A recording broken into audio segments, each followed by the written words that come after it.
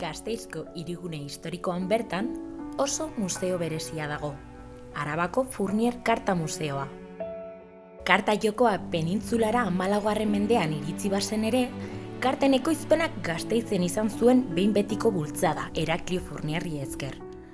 Ekintzaile arabar honek inprimategi bat sortu zuen 1870ean, urte gutxiren buruan kartak egiteko erreferentzia bihurtu zena. Fournierrek inprimaketa litografikoko teknika aurreratuak sartu zituen, eta Emilio Zubrier eta Ignacio Díaz Olanoren gisako artistak kontratatu zituen karta batzuk diseinatzeko. Karta horiek, gaur egun, enpresaren karta sortarik emblematikoena osatzen dute.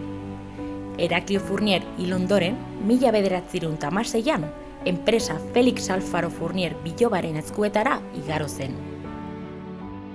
Heraklio Fournier, enpresari irudimentzua izateaz gain, berritzailea ere bazen. 19. mendearen amaieran, kartak eskuz egiten zirenean, Fournierrek prozesu industrialak garatu zuen kalitate eta iraunkortasun bikaina bermatzeko. Bere ahaleginari esker, Gasteiz karta fabrikazioaren epizentro bihurtu zen, Euskaditik mundu osora bidaliz bere karta sortak.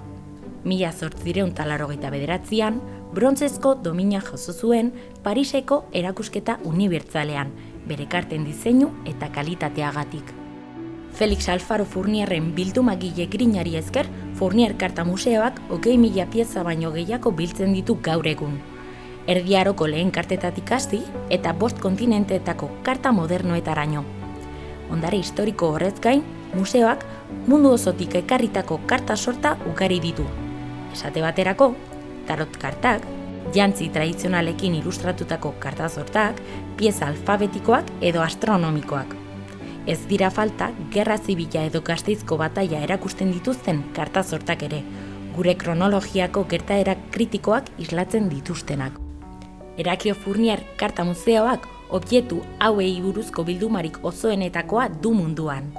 Karta hauek, naiz eta guretzat oso familiar diruditen, potentzial artistiko handia izan dute mendeetan zehar.